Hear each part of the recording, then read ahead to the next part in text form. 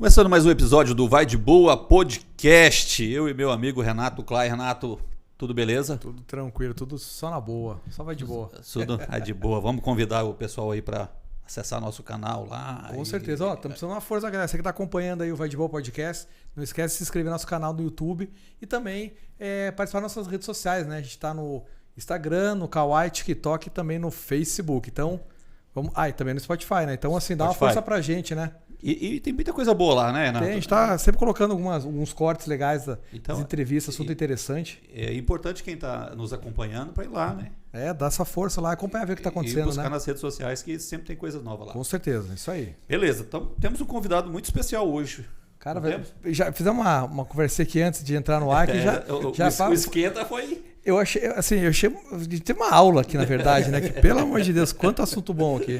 Eu vou falar um pouco dele e você fala um pouco, pode ser? Pode ser, vamos lá. Ele é escritor, cronista, dramaturgo, compositor, ativista e consultor e gestor político. Consultor e gestor político. Mediador cultural também, palestrante, professor, pai... E muito gente boa. Muita coisa. Engraçado que tinha coisa que eu não conhecia do nosso entrevistado, não. Edson Cabral, seja bem-vindo aqui no Vai de Boa Podcast. Marcel, Renato, a gente aqui agradece a oportunidade de estar aqui e eu sou um entusiasta de todo e qualquer projeto de comunicação. Eu acredito que uma das coisas que fortalecem uma sociedade é você ter uma diversidade imensa de narrativas, de comunicação. Então, um podcast como o de vocês, ele é muito bom, porque eu acompanho algumas coisas, de fato, às vezes a gente não segue assim fielmente toda vez que tem o lançamento do programa, mas a gente acompanha. Então a gente está muito feliz de estar aqui. O Marcel ele me fez o convite, na primeira vez houve uma dificuldade de agenda, mas a gente está aqui. E a ideia nossa é um bate-papo, trocar ideia, conversar. Eu só queria fazer uma correção. Eu não sou consultor político, né? Consultor público. Eu fui gestor público. Isso aí foi por minha conta já. É por causa da época de campanha, pré-campanha. Mas quase todos os projetos de campanhas eleitorais aqui, eu sou convidado para coordenar, para acompanhar planos de governo, né?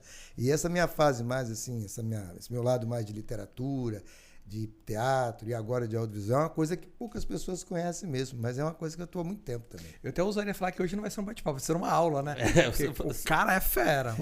Pode buscar lá o caderninho, né, fazer as anotações que vai ter muita coisa. E tem dois assuntos, lógico, vamos falar sobre vários deles, mas tem dois que me encantam muito, que é a criação do Estado, que tem muitos mitos envolvendo isso, tem muitas verdades, muitas mentiras no dia a dia que a gente ouve.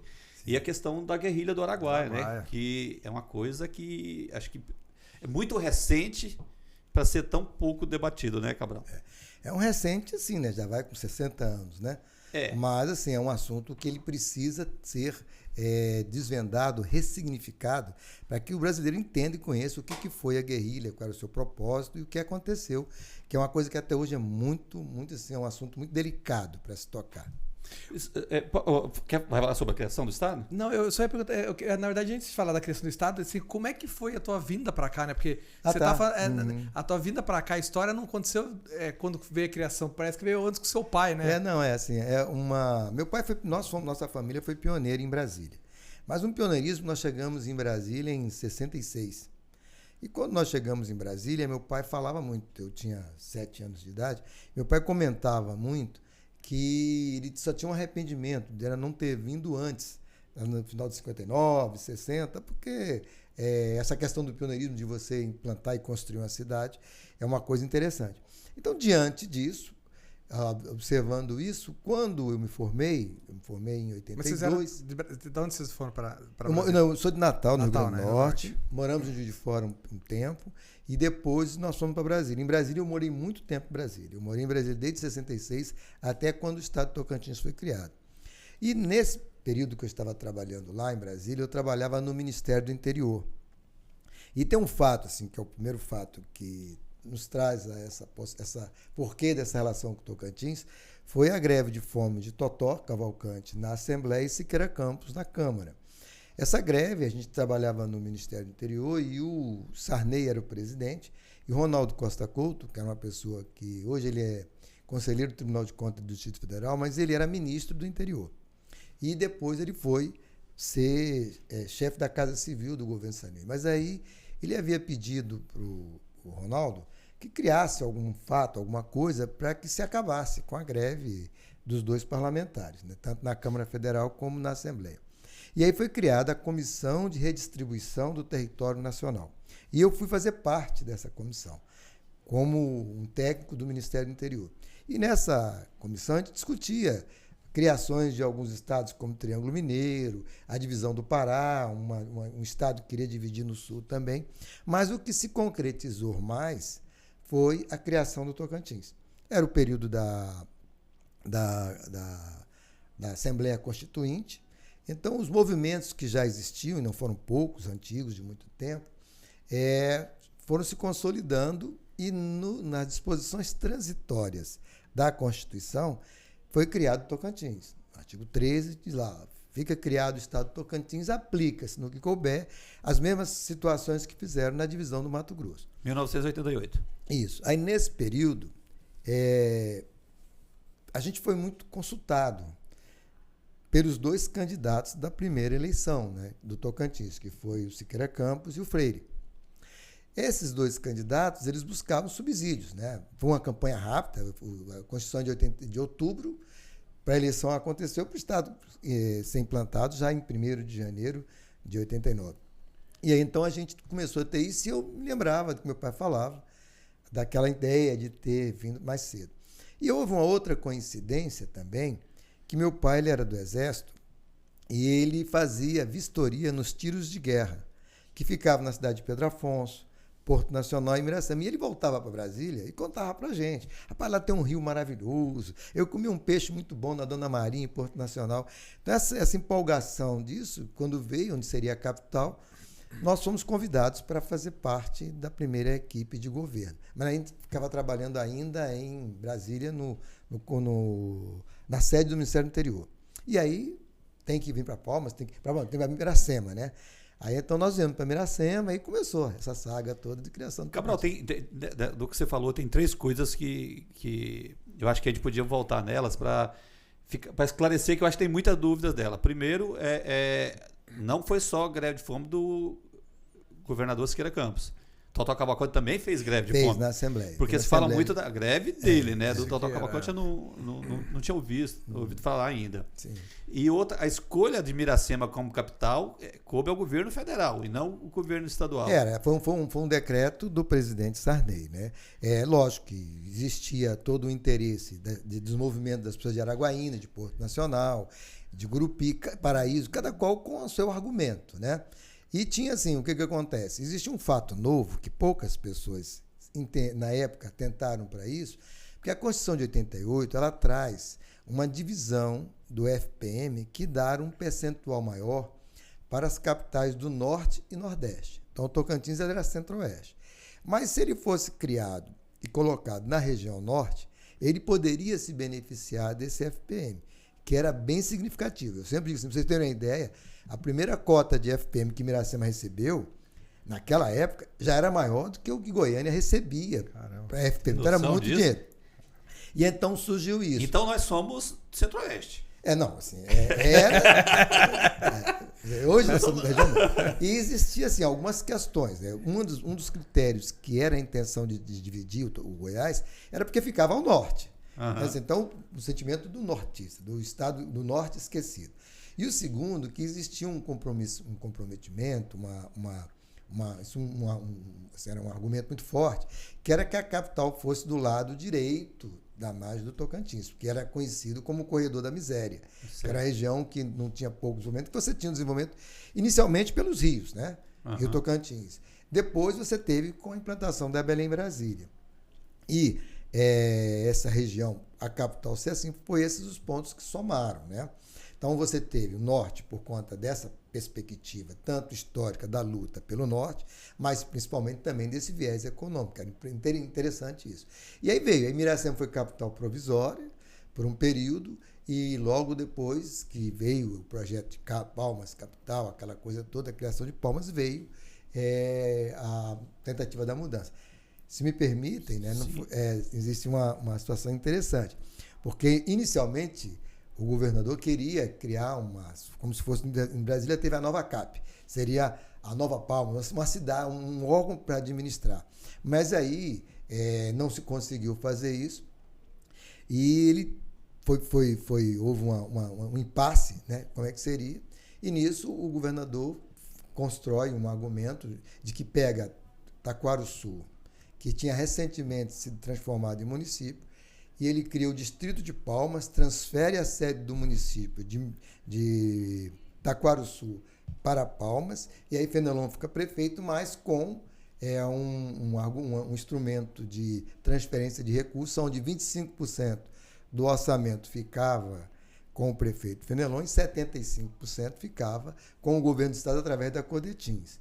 Então, isso aí fez uma possibilidade de ter o desenvolvimento maior. Tudo. Aí também tem aquela questão do mito, aí não podia entrar na área que era o plano diretor, aí a pessoa voltava. Então, existiam muitas histórias e muitos fatos, mas que são da natureza de uma cidade que está sendo implantada e construída. É o FPM que você falou que mudou, né?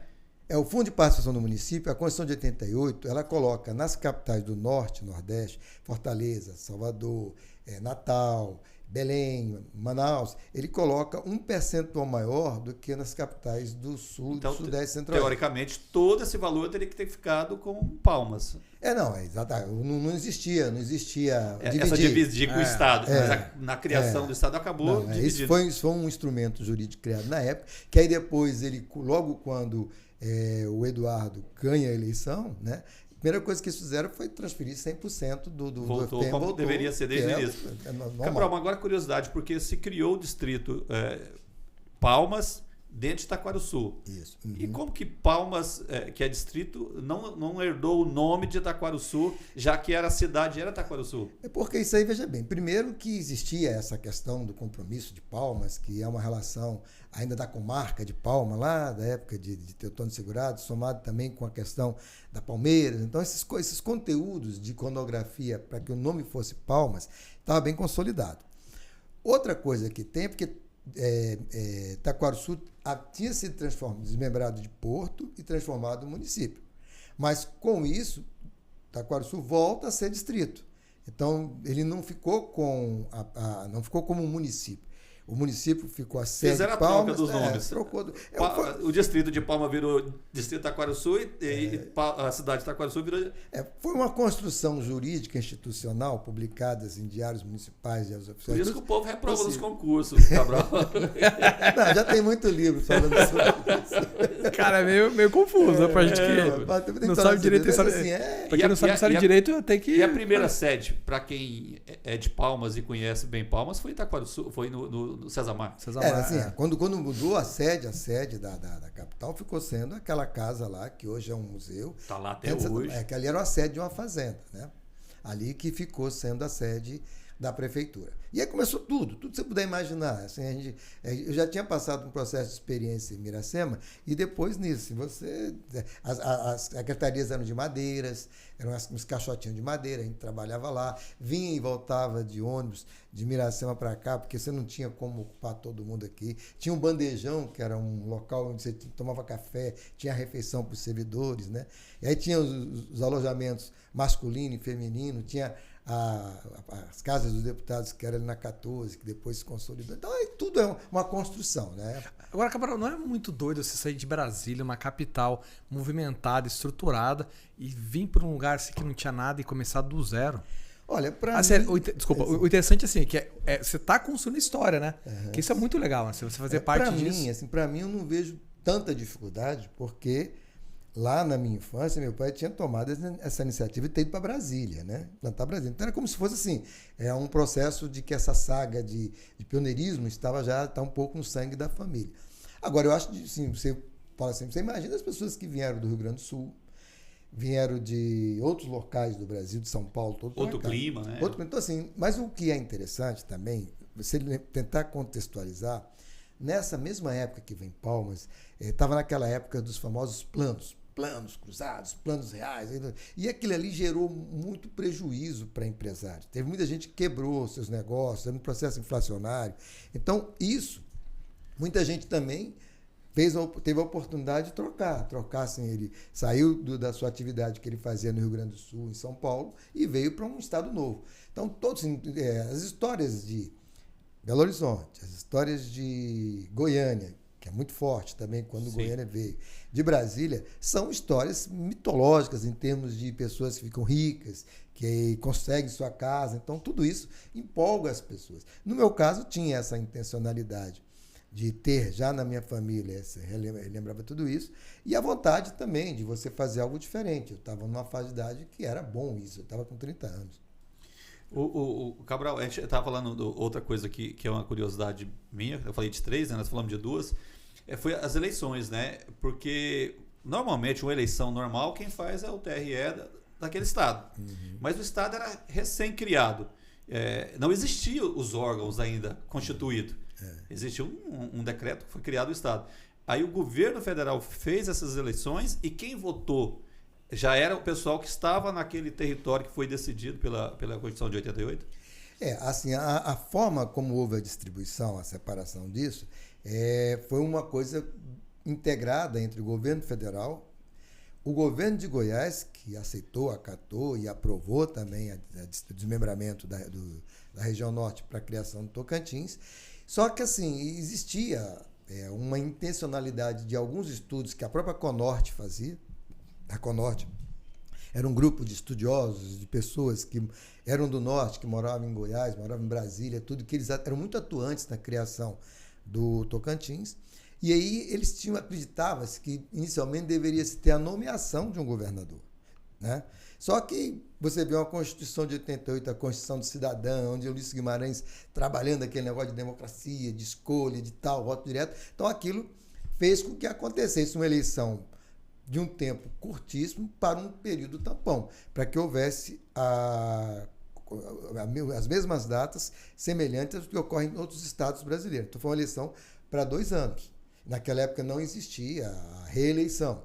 Então o que acontece? Então o primeiro processo eleitoral que Siqueira e Freire disputaram era uma eleição para 2 anos e foi uma eleição assim de curtíssimo prazo, que você teve ali onde foram escolhidos os deputados, os primeiros deputados do estado. Então não foi ninguém indicado pelo governo federal no primeira gestão dos 2 anos? Desde a época da criação da comissão de redistribuição e todo o processo, um processo de eleição é um processo que passa por análise do Tribunal Regional Eleitoral, tudo isso. Então tudo seguiu a norma que foi adaptada e é bom se registrar, efeito de estudo, que eu até não tenho toda a lembrança na cabeça, mas segue-se daquele princípio inicial do que estava nas disposições transitórias. Fica criado o Estado do Tocantins, desmembrado de Goiás, no paralelo, aquelas coisas todas, e aplica-se no que couber os mesmos tratamentos que tinham sido feitos para a criação, a divisão do Mato Grosso. Que então, foi o último? Então você cria uma legislação específica, algumas normas específicas.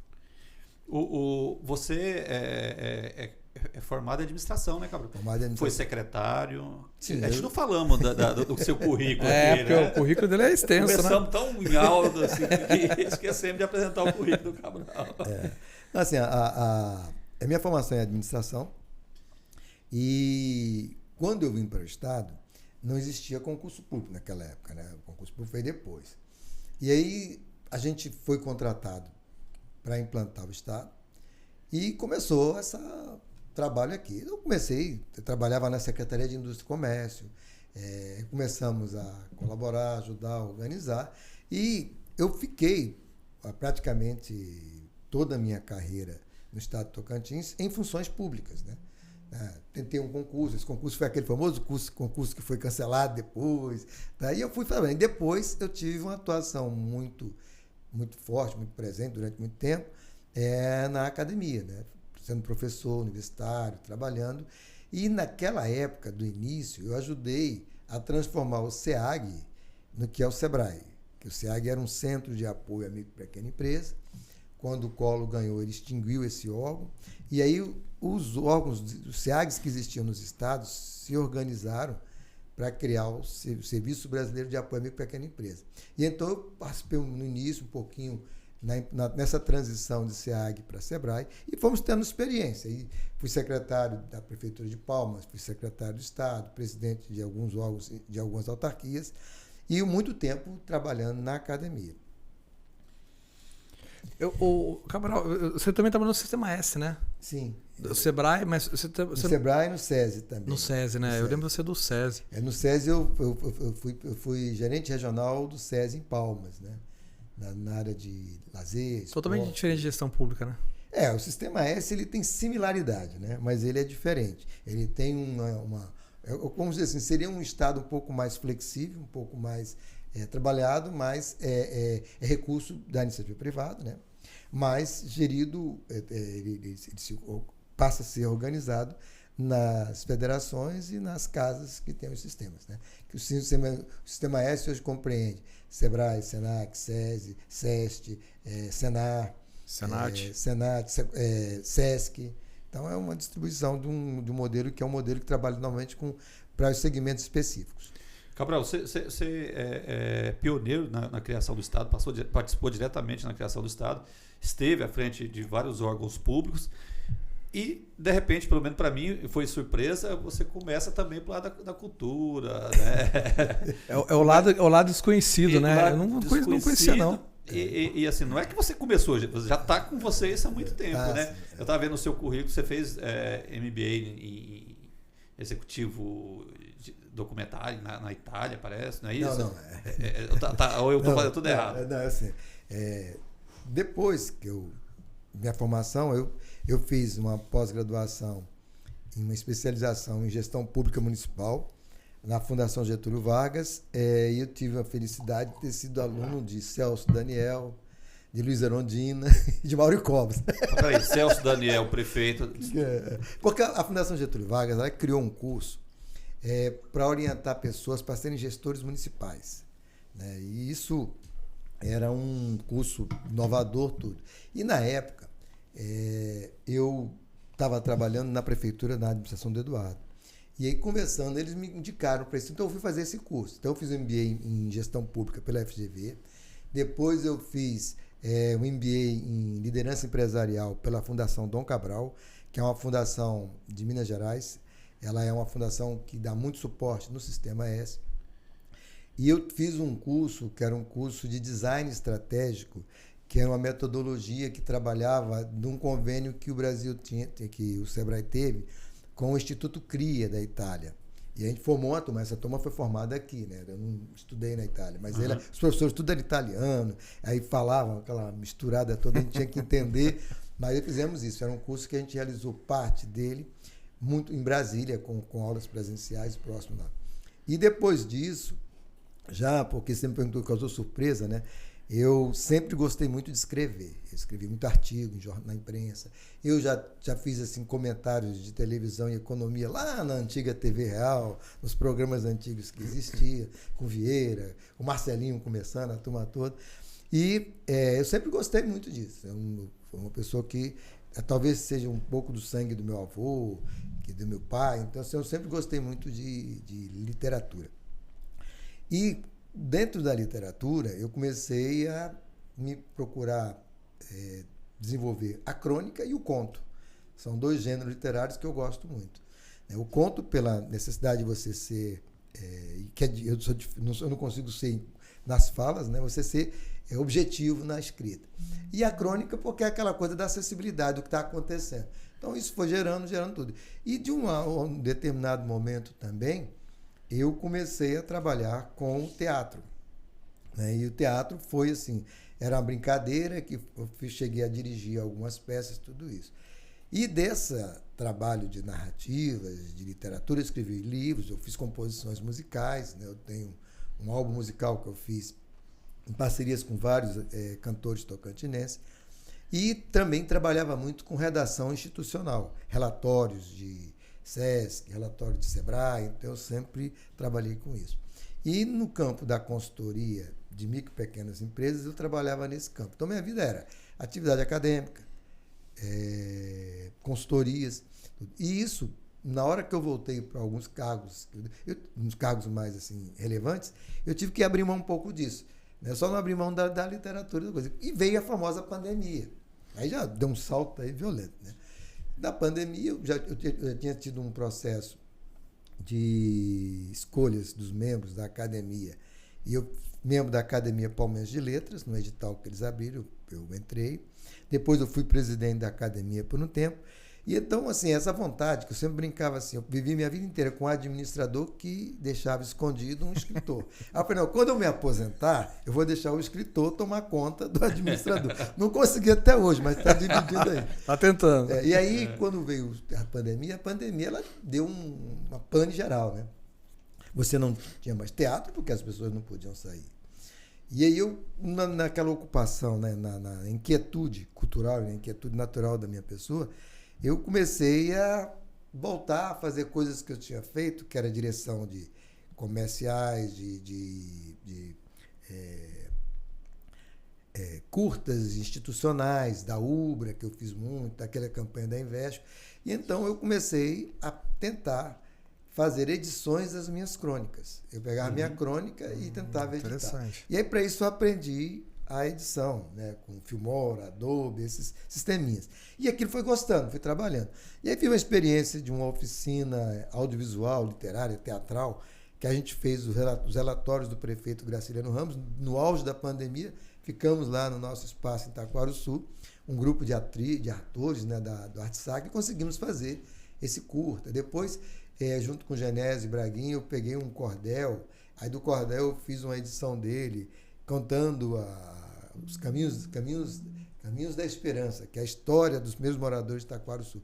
Então, essas coisas me levou para isso, e eu, interessado em continuar aperfeiçoando, eu fui fazer o curso de documentarista.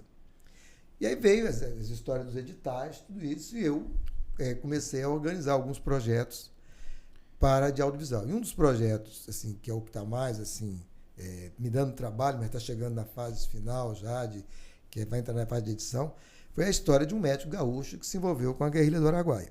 E o outro foi aquele movimento fantástico que aconteceu dos alunos aqui, que foi o SOS Unitins, que um grupo de alunos consegue parar uma privatização de uma universidade pública e são vitoriosos. Então, esses dois projetos me levam a isso. E a minha expectativa é que, quando possível, eu consiga parar de ter as atividades de funções públicas. Hoje eu ainda tenho uma função na Tocantins Parceria, é uma empresa pública, não é um Estado, assim, nomeação, é um cargo de diretoria, um cargo de mandato, e voltar, continuar nesse campo de audiovisual, histórias, crônicas. Agora, a sua participação no Cadê Porfírio foi antes da pandemia. Foi bem antes. O Cadê Porfírio foi até interessante. O Cadê Porfírio... Com o Hélio Brito. O Hélio Brito, ele venceu um edital de um DOC, né? E estava contando a história do Porfírio. Porfírio, não sei se vocês sabem, o nosso ouvinte também, ele foi um deputado goiano que ele foi eleito pelos camponeses da região de Trombas ali, né? E ele, na ditadura militar, ele esteve preso, ele sofreu todo tipo de tortura e ele desapareceu.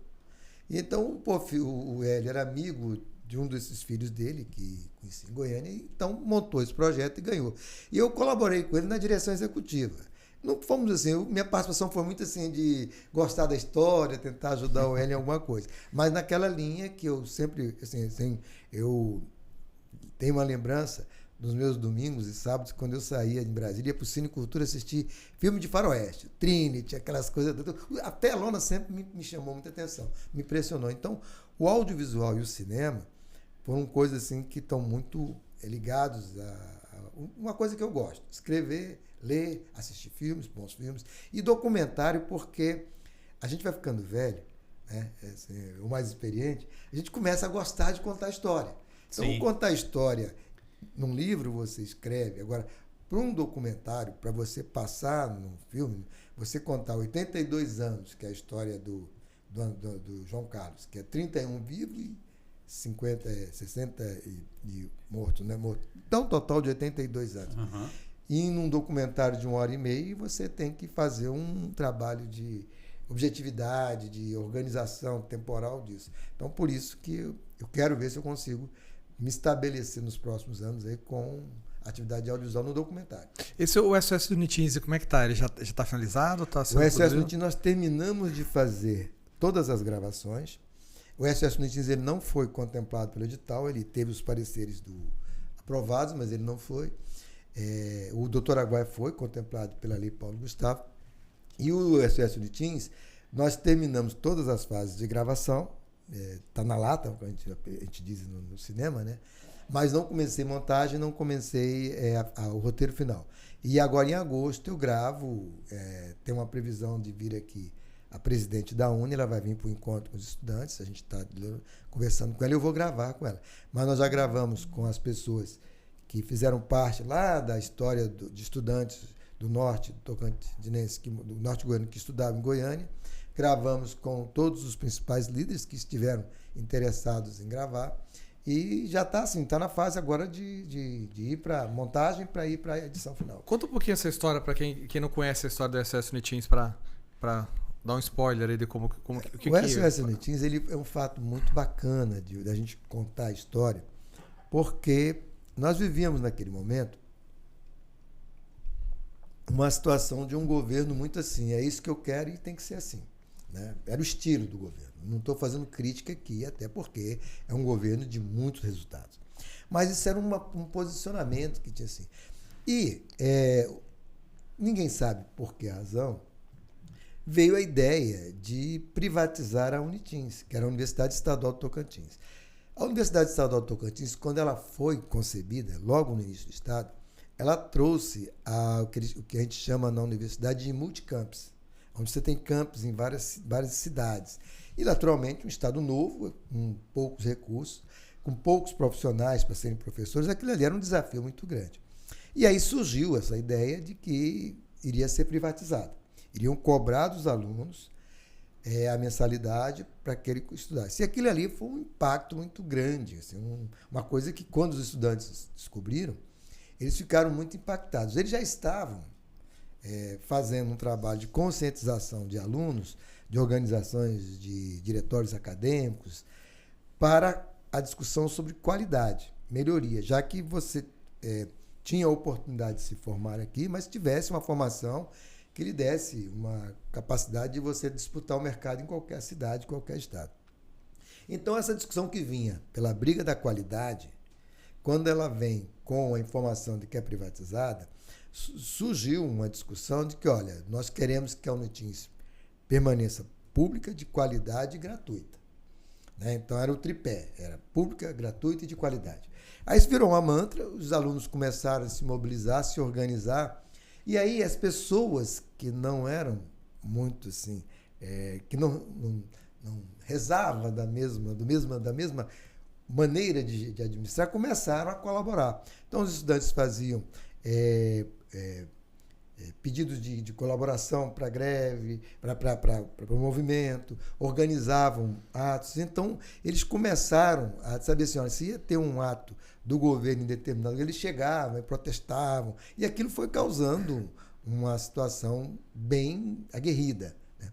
E aí foi quando o Eduardo assume a secretaria de governo do pai dele, aí ele desconstrói um acordo para que a greve encerrasse com o compromisso de que não iria parar o trabalho da privatização. Porque se tivesse privatizado ali, a maioria dos alunos não teriam como se formar. Com certeza. A gente estava lembrando os valores, o valor da mensalidade era o valor do salário mínimo. Então era muito caro para a realidade dos estudantes locais.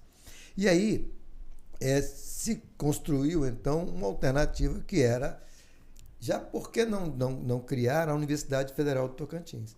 Então, o movimento ele obtém êxito porque ele consegue antecipar a criação da Universidade Federal do Tocantins e manteve a estrutura da Unitins, pública, gratuita e de qualidade. Tanto que, recentemente, houve a aprovação do Fundo do Ensino Superior, onde você tem recursos para garantir com a universidade com a caracterização para a sua economia regional.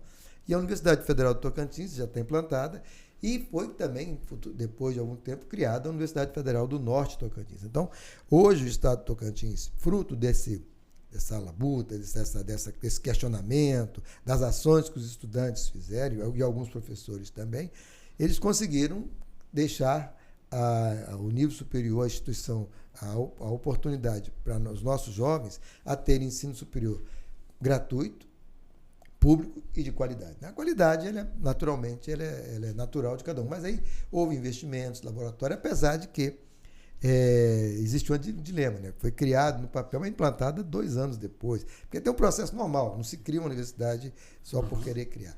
Mas então esse movimento ele teve êxito. Esse movimento ele é um dos últimos grandes movimentos de estudantes no Brasil. Né? Depois daquilo ali, pouco se tem, por que não existe, por que tem. E a gente gravamos com os principais líderes, os principais estudantes, as pessoas que participaram, quem estava trabalhando, os deputados da época, o deputado federal, o deputado estadual, que apoiaram os alunos, que ajudaram nesse trabalho. Gravamos também com o próprio Eduardo, com pessoas do Conorte, que estão em Brasília, que na época também eram estudantes e foram lá. E a gente então traz essa história, uma história que ela é rica, porque tem muitos fatos bizarros, né? E então a gente não usa ator, claro. Então, mas a gente fez uma simulação de uma sala de aula de professores e alunos hoje, cujo tema era movimento estudantil. Então a gente faz toda a narrativa que teve de movimento estudantil desde a época em que os estudantes se reuniram para expulsar os franceses do Rio de Janeiro, depois a criação da UNE, a luta, o petróleo é nosso, tudo teve envolvimento muito forte da UNE, né? E a gente vai fazer a gravação com a presidente da UNE, isso já está bem alinhado. E aí também vai montagem. Eu pretendo lançar os 2 documentários em novembro. Cabral, e teve greve de fome nesse movimento? Teve. Então, peraí. A criação do Estado... Greve de fome. Greve de fome, né? Aí depois o criador foi... ele enfrentou estudantes que utilizaram a greve de fome para poder convencer e não aceitar. A gente só não fez greve de fome para de boa, né, Marcelo, para a criação. A greve de fome do movimento ela é muito interessante. Porque, assim, a gente gravando com as pessoas que também nem tiveram toda a evidência dos principais líderes, as pessoas contam muito, assim, porque era assim, eles não tinham jeito. Se aquilo fosse privatizado, o sonho de ter um curso superior ia por água abaixo. Então, eles lutaram muito. E aí fizeram uma série de estratégias, de táticas. Então, quando surgiu a ideia da greve de fome na Assembleia, um grupo se reuniu lá, eles ficaram lá. Só que enquanto eles estavam lá nesse processo lá, tinha outro grupo que estava construindo o acordo para acabar. Mas só que quando acabou, houve uma falha de comunicação, e essa falha de comunicação gerou polêmica, que até hoje existe assim, não, mas não devia ter sido assim, foi assim. E teve, assim, a greve, ela encerra, mas em Araguaína eles continuaram de greve, o campo de Araguaína. Então, foi uma coisa que foi, para ela poder finalizar e encerrar, houve muito esforço de diálogo, né? Eu brinco que antes da internet, essas coisas todas, existia muito isso. A gente ouvia alguém, criava uma diretriz, essa diretriz era passada, era discutida, e a coisa mais gostosa que existia era quando um grupo conseguia convencer o outro a sua opinião, porque aí isso tudo acabou, né? E aí, gravando, a gente mobilizava estudantes do interior, da capital, para passeatas, uma série de coisas, não existia Zap, não existia nada. Aí vocês vão descobrir que eles mandavam, às vezes, era muito panfletário, né? Distribuíam panfletos nas caixas de residência, nas caixas debaixo das portas. E aí eles... Assim, a gente mandávamos os panfletos para o interior no próprio malote da universidade. Então, assim, o jeito, tática de aluno. Então, é um movimento que ele é rico em táticas, ele é rico em histórias bizarras e muito importante para o que nós temos hoje de base de ensino superior no estado do Tocantins. E foi bem mais fácil ouvir os membros, as pessoas participar diretamente dessa greve do que o doutor do Araguaia, né? Sim. Agora, os estudantes estão tudo aí, né? São 25 anos depois, né? Tem deputado hoje, tem professor universitário, tem jornalista. Analista de jurídica, tem tudo, do advogado, assim, é um movimento, e eles gostam de contar. Tem alguns traumas que ficaram, né? Que é natural, né? Mas assim, foi muito, para mim, como documentarista e para a nossa equipe, é rico demais, porque você lembra que eu não era estudante aqui, que eu já era professor de uma outra universidade, mas a gente ia para a rua, passava ali um carrinho que dava lá R$10, R$20 para colaborar, porque era um movimento. Sim. Assim, quando eu uso a palavra ativista, não é um ativista político, é um ativista cultural. A sociedade ela tem que reagir, ela tem que ter o contraditório, ela tem que discutir. Não pode ter uma opinião única, porque a opinião única ela nunca é boa. E o que pior do que a opinião única é você ter 2 pontos radicalizados, que é o que nós temos hoje. e que existiu lá naquela época, que quando veio o golpe militar, o porquê que chegou na guerrilha, né, que é uma outra história. Você consegue ver semelhança nos dois casos? Sim, com certeza. A história que a gente conta não é da guerrilha, a gente conta a história de um estudante que era presidente da Federação Gaúcha de Estudantes Universitários e que em 64 ele é preso por ele ser presidente desse grupo de representação estudantil do Rio Grande do Sul. Ele é preso e aí vem a vida dele, trabalhando tudo isso. É uma surpresa ele ter caminhado para incorporar no que foi o movimento da luta armada, que era a Guerrilha do Araguaia, para a família, para os amigos, mas antes de ter isso, antes de ter acontecido o golpe, né, que foi em 68, existia muita efervescência, mas você tinha o Congresso funcionando, você tinha uma série de coisas. Então, quando ele resolve ir para Porto Franco, ser médico lá, teve toda uma preparação, que ele saiu do Rio Grande do Sul, ele foi para São Paulo. Em São Paulo, ele vai na China, junto com outros membros do PCdoB, trabalhar com a política, a organização da mobilização de massas para trabalhar, que era uma estratégia das guerras longas que Mao Tse-tung usou na Revolução Cultural da China. Então, todo esse envolvimento que tinha a Albânia, que era uma experiência que foi também visitada por outras pessoas do PCdoB, como Arroio, como o próprio Oswaldão. Então, esses grupos que trabalhavam, os mais antigos vão lembrar, né? E o Brasil, logo quando a ditadura, a Revolução, né, que eles chamam de Revolução, foi o golpe, aconteceu, eles usavam muito um adesivos nos carros que era assim, Brasil, ame ou deixe. Então, ame assim, você aceita o regime que está aí, ou não, vai-se embora. Então, muitos estudantes, muitos cantores, muitas pessoas do teatro, de literatura, de música, foram exilados. Então, de Fernando Henrique Cardoso, José Serra, Gil, Caetano, Chico.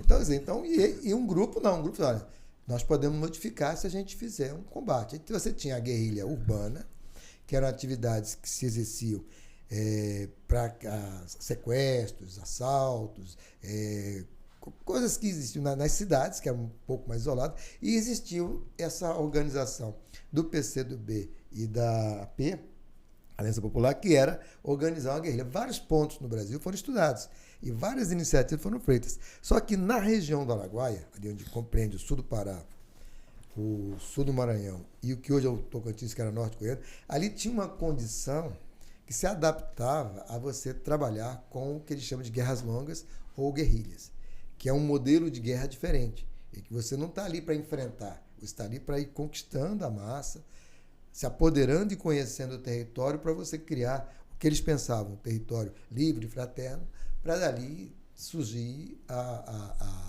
o principal ponto de reação à ditadura militar.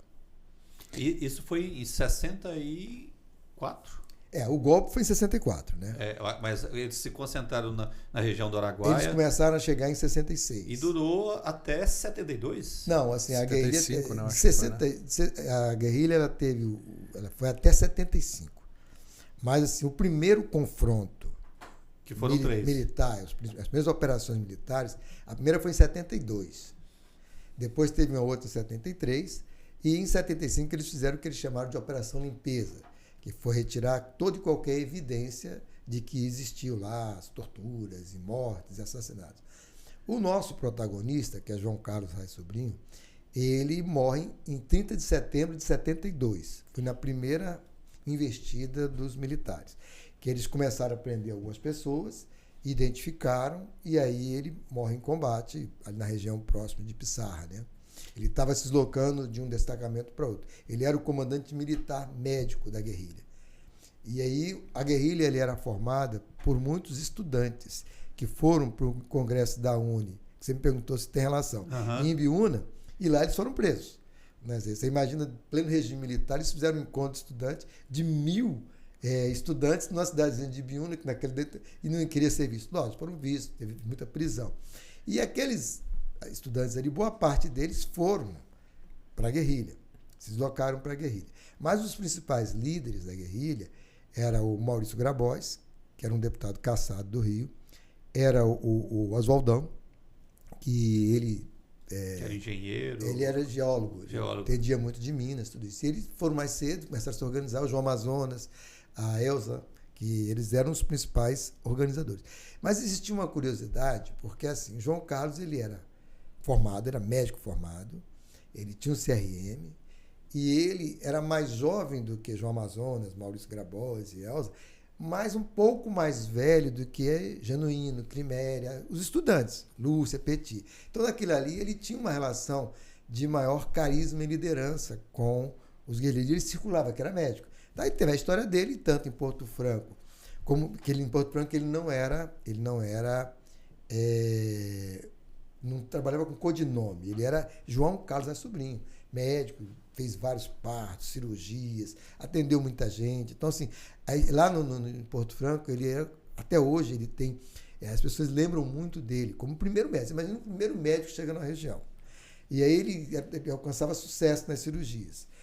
Então, ele fez cirurgia de hernia inguinal, de apendicite, partos, e nenhum fato, nenhum registro de morte, de dificuldade. E o hospital dele muito limpo, e aquele ele não cobrava, de que era pobre. Então, isso foi gerando aquela figura de um poxa, era como se fosse assim, quem nunca tem um médico ali. Então, ele começou a atender gente de Tocantinópolis, de Estreito, de toda aquela região que compunha ali o Bico. Então, ficou muito forte a presença dele. Mas, quando chega em 68, que vem o golpe do golpe, ele recebe um comunicado do partido de que a vida dele corria risco. Eles estavam distribuindo cartazes de que ele havia participado de assalto a banco, então eram terroristas, eles eram conhecidos na região como os paulistas. Os paulistas que trabalhavam com roça, se incorporavam com... Uhum. Então eles fizeram no sul do Pará, eles fizeram escolas, eles organizavam, atendiam as pessoas, orientavam, tinha muito caso de malária, ele atendia muito caso. Aí vem as histórias das cirurgias que ele fez sem luz, com os instrumentos que ele tinha, que para alguns era gilete, mas aí vieram todo um conjunto de coisas. Mas ele cai em 72 e a guerrilha depois ela acaba em 75. Em 73 teve uma operação mais forte do Exército e ela acaba e com o fim da guerrilha ficou o silêncio. O Exército tirou tudo. Só vem depois, em 78, quando começam aquele livro Tortura Nunca Mais, a igreja que já tinha conhecimento, que trabalhava lá, ela começa a difundir. A guerrilha, ela primeiro foi noticiada na Europa, nas reportagens lá, que eles tinham um sistema de comunicação através de uma rádio da Albânia, a rádio Taíra, né? E de lá eles passavam o que estava acontecendo no sul do Pará, com equipamentos de rádio amador. Então, foi uma coisa que surpreendeu o Exército. Houve uma operação muito incisiva, muito forte, utilizando-se de técnicas de todo e qualquer desrespeito ao que eles consideravam ser o inimigo, que era com que eles estavam combatendo. E esse movimento que ocorreu do golpe militar de 68, do golpe, teve uma participação muito forte da CIA, né? A CIA tinha interesse e por isso que ela financiou alguns governos militares, não apenas no Brasil, mas no Chile, no Uruguai. Então, houve um movimento organizado para poder combater o que se tinha medo, que era o sucesso que foi a transformação de Cuba, né? A Ilha de Cuba, que foi em 59. Cabral, você conta a história de um personagem, mas você acaba entrando na história de toda a guerrilha do Araguaia, né? Assim, o que a gente usou algumas regras, né? Primeiro é que existiam dois vazios. O vazio das comunidades de Porto Franco, que não entendia porque aquele médico tão amado, todo mundo, de repente foi embora. E nos familiares não entendia porque aquele jovem médico, ele foi primeiro em todos os cursos que ele fez, desde o jardim de infância até a medicina, ele vai embora e não dá mais notícia. Então, esses dois vazios eram vazios que complicou. A irmã dele, que é a Sônia Arras, ela guarda, ela começa a procurar, ela esteve em Xambioá à procura dos corpos, ela teve todo um trabalho junto com as outras famílias quando a guerrilha veio à tona. Foi mais ou menos 78, 79, quando explode, que no Brasil estava tendo guerrilha, que houve guerra, aquele negócio todo. Só que os militares já tinham feito esse trabalho. E a região ainda ficou muito sitiada que os camponeses tiveram muito medo. Assim, tocaram fogos em roças, em palhoças, até bomba que se usava lá no Vietnã, jogaram na região. Então, uso de paraquedistas, helicópteros. Foi assim, a reação dos militares na região deixou uma cicatriz muito forte, tanto de medo e receio que tem até hoje, como também da maneira como eles utilizaram para combater um movimento que ainda naquele momento era muito incisivo, eram pouquíssimas armas, era um grupo muito pequeno, mas aí eles trabalhavam na construção do que eles chamavam de formação de base. Agora, se não me engano, era em torno de 90 pessoas, né, que da guerrilha. Era 69. Teve momentos em que, com a entrada de camponeses, ficou oscilando ali, mas a história era de 69 guerrilheiros, então você tinha mais alguns. E o exército foi com quantas pessoas para? As três ações, em torno de 10 mil pessoas. Né? Então, muito.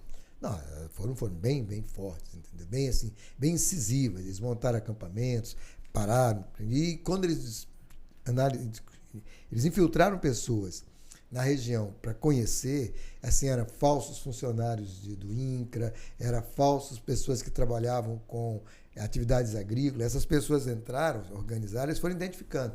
Então, eles identificavam as famílias que tinham relação e que aí tinha comida, tinha troca disso. Porque os paulistas, que eles chamavam, eles faziam um relacionamento de troca, de compra. Eles compravam, tudo que eles compravam dos camponeses era pago. Então, eles eram muito assim, eles gostavam muito. Tem até um depoimento do camponês que a gente acha muito bom. Não, os paulistas tinham din-din, aí faz assim com o dedo, assim, né? É como eles remuneravam, né? Que eles eram muito explorados, né? Agora, e esse dinheiro deles, dos guerrilheiros, Cabral, via de onde? Porque eles ficaram isolados ali por um período bem grande, né? A primeira iniciativa, eles compraram terras, compraram posses e começaram a fazer produções, trabalhava, né? Mas assim, eles tinham equipamentos de rádio amador, eles tinham todo um mecanismo de troca, de viagem, tudo, que isso aí existe uma incógnita, né? Eram recursos do PCdoB, existiam formas de colaborar, mas era muito incipiente. Era muito mais da vontade do sonho do aluno, do sonho daquela pessoa que queria combater. Boa parte das pessoas que participavam como estudantes, eles eram filhos de comunistas, né? Então, assim, era uma coisa assim, se você só entende a guerrilha, se você entender o que se vivia naquela época. Era uma disputa de dois lados ideológicos, né? Que era a China, o comunismo e o capitalismo americano. Então você tinha todo um processo. Existia a famosa Guerra Fria. Então o PCdoB, ele era o Partido Comunista Internacional. Aí vem uma ruptura de João Amazonas, Maurício Grabois, de um grupo que rompe com Prestes, com Carlos Prestes. E aí você fica como se fosse o PCdoB, que é um novo partido. E esse novo partido é quem lidera, é quem faz uma briga mais incisiva no campo do que era a luta armada. Ô Cabral, e da onde começou, de onde surgiu essa ideia de fazer esse documentário? Como é que foi? Pô, essa pergunta é boa demais, Renato. Porque assim... porque assim, a gente está falando mas da onde surgiu, né? Assim, a irmã dele, a Sônia, passou a vida inteira assim. A Sônia tinha 7 anos quando ele sumiu. E ele sumiu com, vamos dizer, 20 pouco recém-formado, 20 e poucos anos, quando ele foi embora. Então ela ficou muito impactada nisso. A família dele era uma família de classe média, gaúcha, e o pai dele ele tinha uma fábrica de botas. Então, a fábrica de botas, assim, já bem assim, financeiramente muito bem estruturada. Era uma fábrica na região do São Leopoldo, que é o Vale dos Sinos, que teve um desenvolvimento de uma indústria de calçados muito forte. E teve uma época de uma campanha aqui em Palmas, a campanha do Raul Filho, que eu conheci o Odilon Camargo. O Odilon Camargo é um locutor, ele trabalhou em algumas campanhas aqui, teve na Araguaia, teve na Araguaína, mexia com teatro também. Então a gente tinha uma familiaridade nessas coisas que a gente gostava. E o Odilon, ele é o companheiro da Sônia hoje. A Sônia Maria Reis, que é irmã do Odilon. É irmão do João Carlos Reis. E o que acontece? Nisso eu fico conhecendo, fico conversando, e descubro que ela teve esse irmão, que ela procurou tudo isso.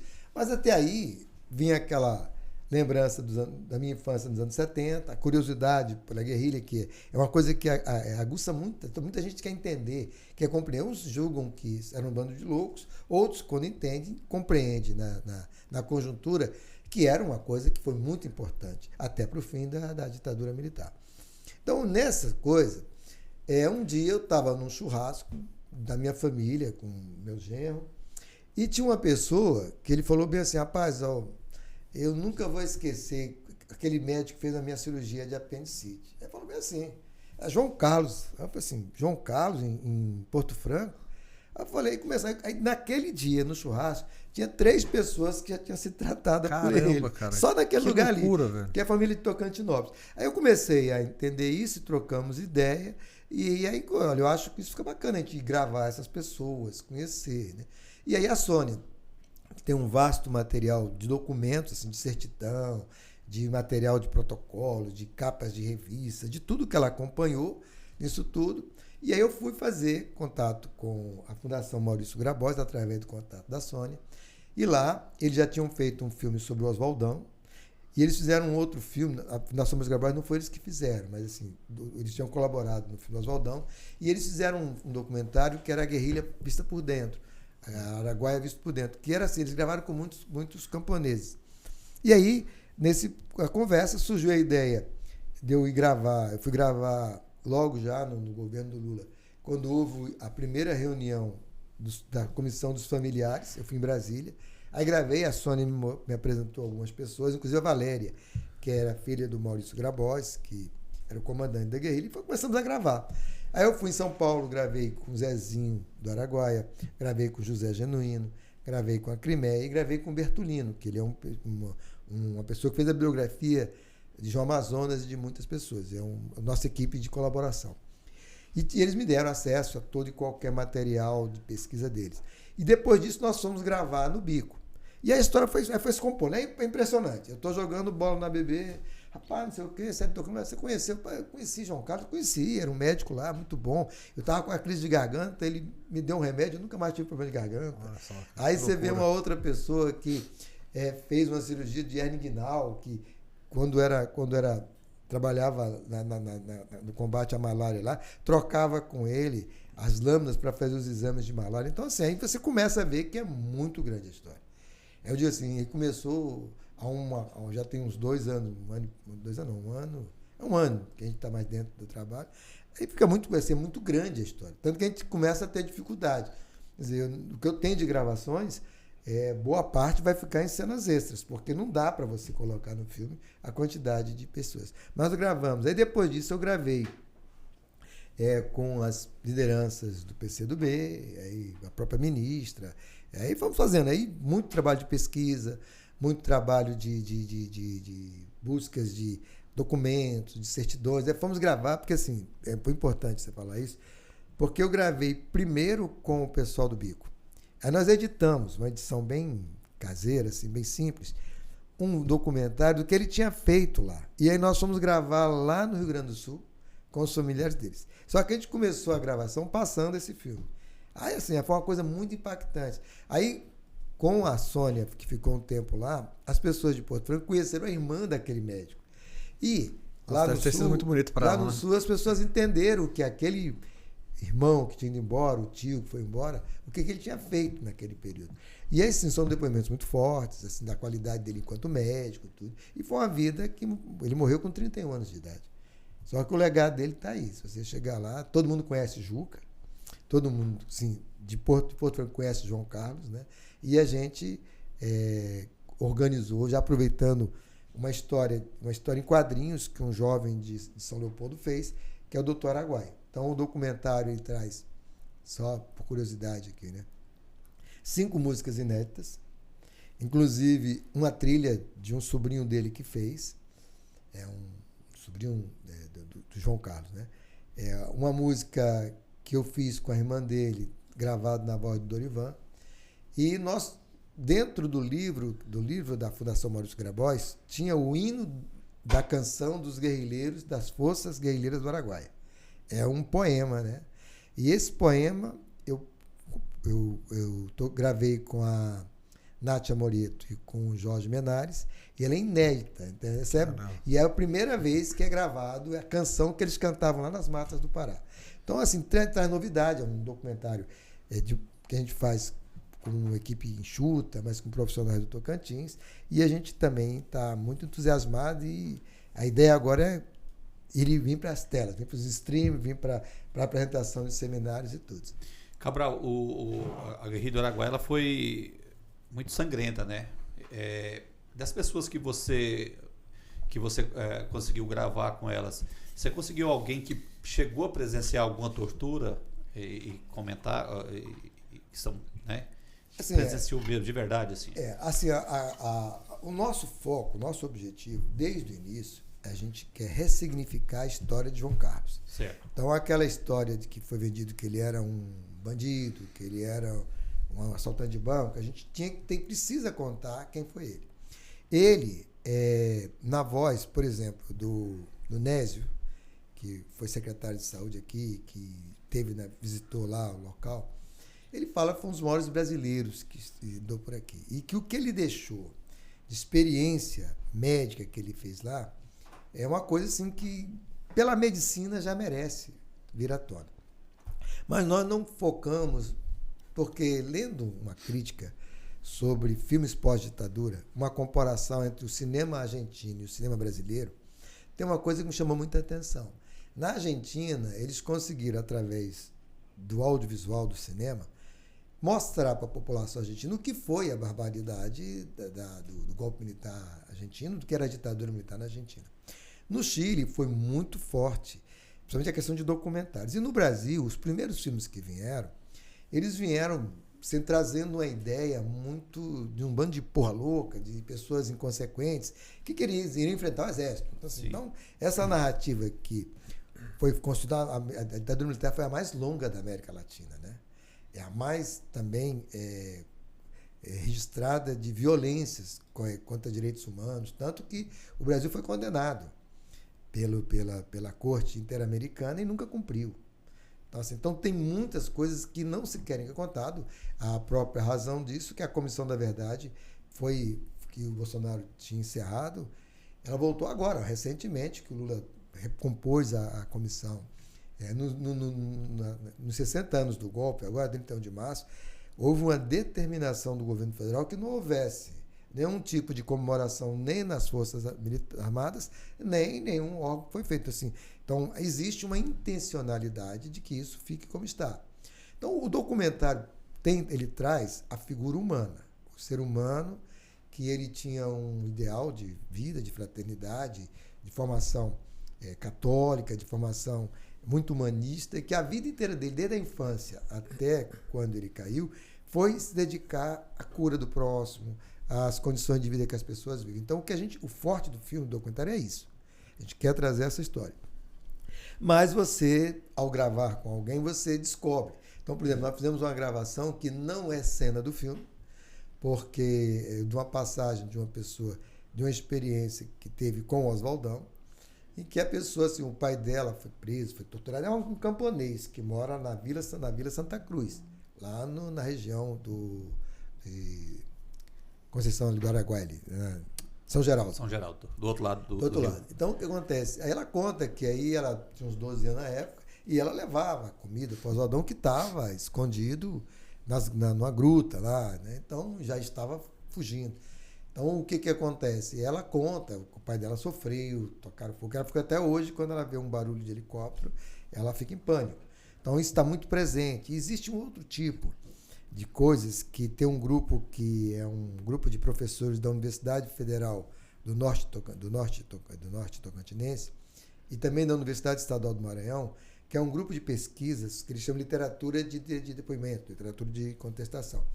E aí eles têm grupos de estudos que estudam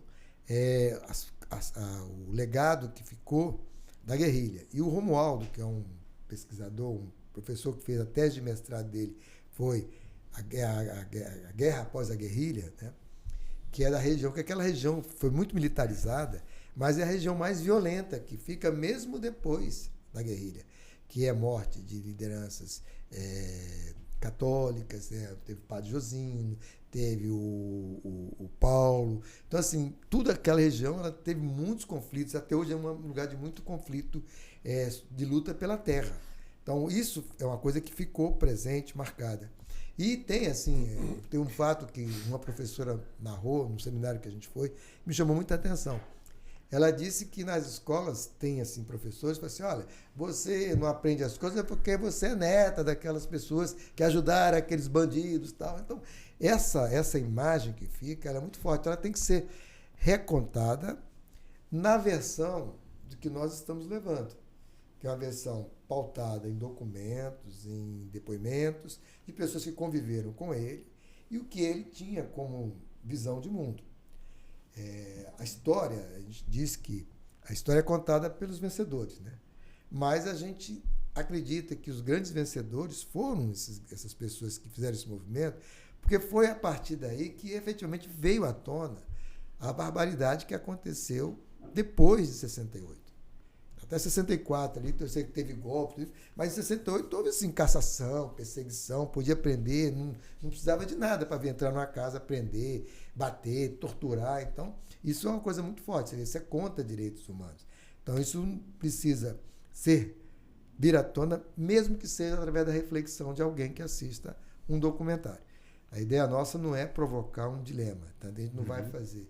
A ideia é que a pessoa que assiste o documentário, ele saia com uma visão que ele enxergar da história que foi de uma pessoa, um médico brilhante, formado no Rio Grande do Sul, primeiro lugar em todos os cursos que fez, que ele resolve ser médico na região mais esquecida do Brasil naquela época, que era a região do Bico do Papagaio ali, médico em Porto Franco, tudo ali, atendendo gente de Carolina, Estreito, tal. E aquilo ali, ele deixa até hoje marcas muito profundas de pessoas que conviveram com eles, de uma criança que ele atendeu a uma pessoa que ele trabalhou com ele, foi enfermeira com ele. Isso é muito forte e isso é que a gente quer trazer no objetivo nosso do documentário. Cabral, a Comissão da Verdade, eles tentaram identificar essas pessoas desaparecidas, né? E não tiveram muito sucesso. Tiveram em Xambioá, onde a maior parte dessas pessoas provavelmente perderam a vida ali e não conseguiram muito sucesso. O documentário, não é que a proposta dele é explicar isso, mas ele ouviu pessoas como testemunha, dando alguma explicação. Por que não identificaram localizar esses corpos? Na cronologia que a gente faz de contar a história, a primeira fase é a infância dele, a segunda fase é a experiência dele em São Paulo, juntando com a ida na China, e a terceira fase é a experiência dele no Bico, na guerrilha, e a quarta fase é a irmã procurando o legado, procurando o corpo do irmão. E então o que acontece? Nessa procura, a gente usa a imagem que foram feitas na época das pessoas abrindo as covas dos cemitérios de Xambioá. E nessa procura que teve, identifica-se o corpo da Lúcia Petit e do Beckson. Se pensava que o corpo do Beckson era do João Carlos, porque o tamanho da alçada, o tiro no fêmur, era muito semelhante à maneira que teve de quando ele foi morto próximo de Pisar, levaram ele para Xambioá pensando que ele era uma pessoa, e aí não era, ele era conhecido como Juca, né? E a pessoa pensava que era o Paulo e aquela coisa toda, mas teve pessoas que presenciaram o corpo dele e que depois identificaram que Juca e João Carlos eram a mesma pessoa. E então é uma prova consistente de que efetivamente pessoas foram enterradas. É importante a gente registrar que as primeiras pessoas foram enterradas em cemitérios existentes, como era o caso da cidade de Xambioá, é porque ainda se existia o fato de que se enterrava ali. Mas não, depois que a guerrilha aumentou e que vieram as outras coisas, onde eles matavam, deixavam, faziam covas rasas, enterravam ali. E aí tem relatos de que jogava-se corpo de pessoas na Operação Limpeza, depois da guerrilha ter encerrado. Na Serra das Andorinhas tocava fogo, tem depoimentos que jogavam no leito do Araguaia os corpos, teve identificação de paraquedas, que assim, os corpos eram enrolados em lonas de paraquedas, então que era quem tinha enterrado era quem dispunha daquele material. Sim. Então assim, é uma história que ela ainda vai ser muito discutida, falada, desmembrada, mas se em algum momento, é uma opinião minha essa, tá? Do diretor Edson Cabral, que a gente precisa desmistificar a questão do o porquê da guerrilha.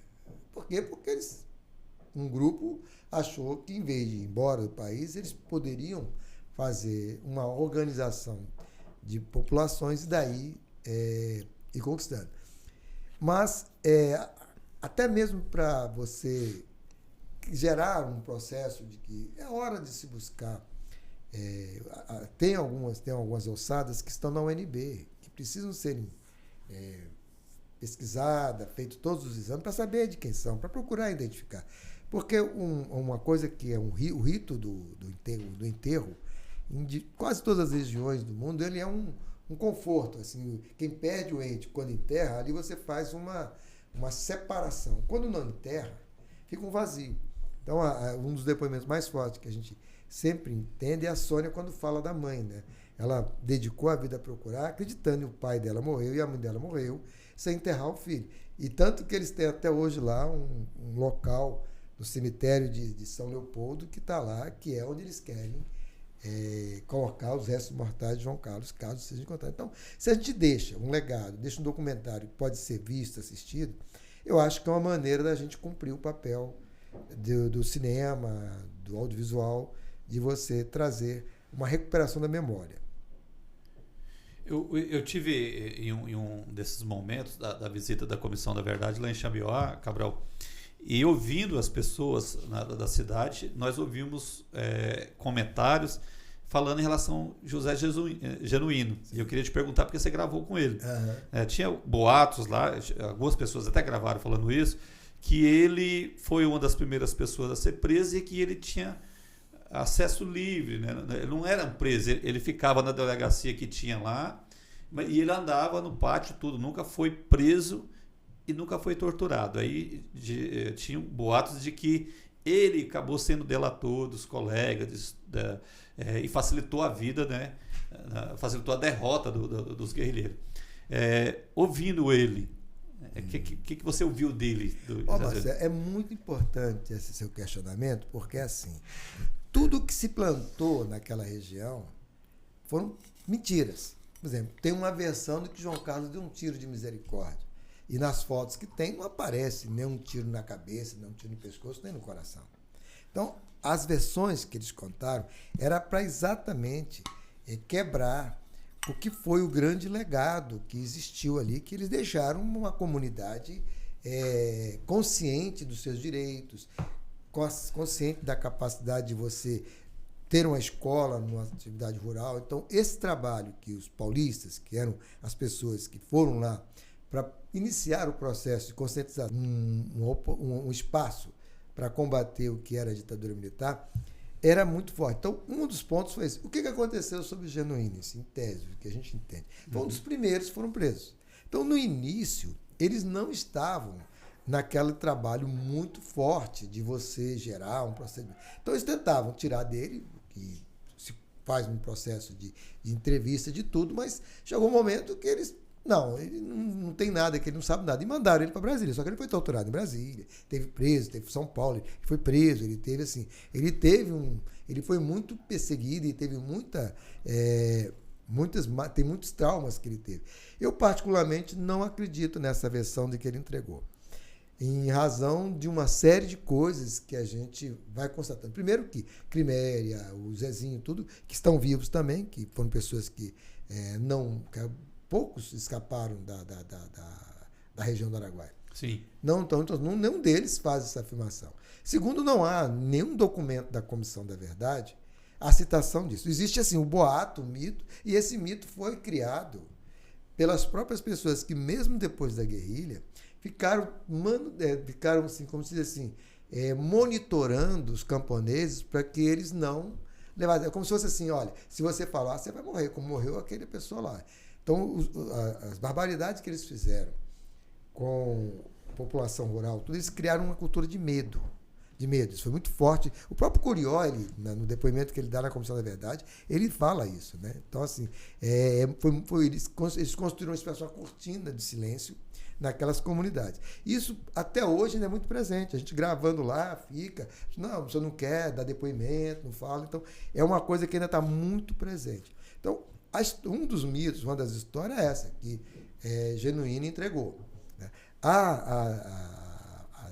As pesquisas foram feitas, as informações que existem, tanto do PCdoB, o relatório do Arroio, o relatório do Maurício Grabois, a Elza, que continuou depois, enquanto vivo, o próprio João Amazonas levantando tudo isso, ele não traz essa versão. O que existia, sim, o Exército vinha sabendo de que existia ali algumas pessoas que estiveram envolvidos em 64, que estavam se deslocando, começaram a fazer um trabalho de investigação de barreira, e quando eles foram a primeira vez, que eles não tiveram preparo antes, preparo assim, de investigação, de informação, quando aconteceram os primeiros conflitos, aí então assim, eles não levaram os soldados efetivamente, eles levaram pessoas que Elite, eles pegaram, e depois é que eles organizaram. Pessoas que chegaram lá, por exemplo, um sargento chegar lá todo barbudo, sem farda, sem nada, comprando posse, não era isso. Então, eles deixaram, até hoje existem muitos mitos, muitas histórias. E esses mitos, eles, com o tempo, eles vão deixando de lado e vai se construindo a verdade. A verdade é que houve uma região que ficou com muitos traumas da guerrilha, é uma região ainda de muito conflito, de muita morte, de muita coisa. As histórias, quer ver? Você não assistiu aquele filme O Nome da Morte? Sim. Que ele matou um bocado de gente. Aquela pessoa foi quem deu um tiro no Genuíno, foi uma pessoa que deu tiro nessa pessoa que morreu em inatividade, é o mesmo elemento. Está vivo até hoje. O Nome da Morte, né? Que era um assassino, uma pessoa, era um pistoleiro. Então, a região, eles fortaleceram os batalhões do Goiás, que era em Araguaína, os do Pará, montaram um batalhão Imperatriz, montaram um batalhão, né, aumentaram a base militar do Exército em Imperatriz, em Marabá, e a região continuou sendo uma região de grande conflito. Agora, Cabral, nessa levantamento de dados, né, de informações para fazer documentário, teve alguma coisa que você descobriu assim que ninguém tinha essa informação ainda? Olha, assim, todo trabalho de pesquisa ele traz coisas assim, sui generis, né? Então, assim, você descobre uma pessoa que namorou com o João, então aí você vai lá conversar. Essa pessoa lembra que quando ele foi embora, passou de uma vez, deixou um gato. Então, um gatinho. Então, assim, essas memórias afetivas. E o que é interessante, porque assim, em Porto Franco, ele era um médico normal. E dos 4 anos que ele morou no Pará, então, ele morou um ano e 3 meses, mais ou menos, 1 ano e 2 meses em Porto Franco. E se você chegar lá, assim, em cada rua todo mundo sabe quem é, praticamente todo parente ali, tem alguém que foi tratado por ele. Quando você vai para o Pará, no sul do Pará, as lembranças que tem é só dos camponeses, por ele andava, porque ele morreu logo no início do combate. Mas os 4 anos que ele viveu lá, foram 4 anos de poucas coisas consistentes e concretas. Mas sempre você encontra uma coisa, encontra um documento, encontra alguém que fala de uma cirurgia que ele fez. Tem um fato que conta de que ele não podia ser caracterizado como médico.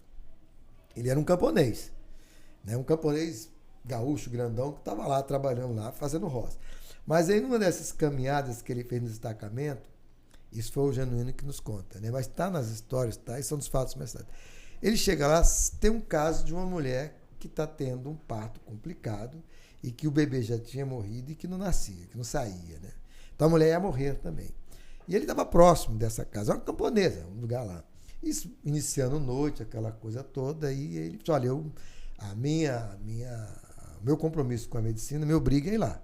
Aí ele vai lá. Aí quando ele vai lá, ele faz uma cirurgia utilizando as lâminas que ele usava, as lâminas de bisturi, e nas condições, sem luz, numa cabana de palha, dentro da selva do Pará naquela época, e ele retira o feto, né?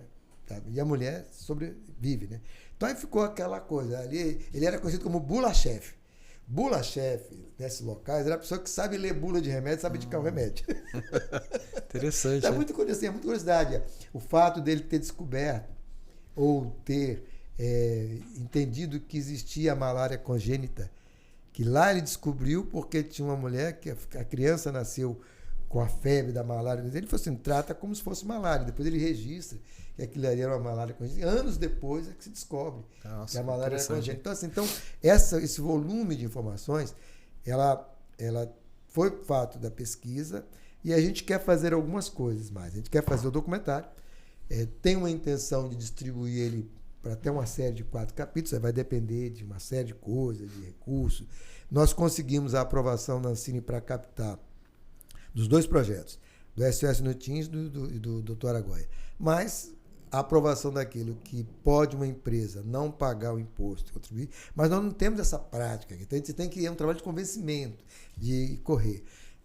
Então, a gente quer fazer um site, a gente quer ter cenas extras, a gente quer colocar espaços para pesquisa, porque o documentário não tem viés comercial. A gente não está fazendo um filme para poder milhares de pessoas comprarem ingresso. A ideia nossa é colocar em canais de streaming, TVs abertas, em seminários de universidades, em encontros de medicina, apresentando o filme e debatendo, discutindo. Essa que é a nossa proposta. Legal, hein? Uma aula, isso, hein? Né?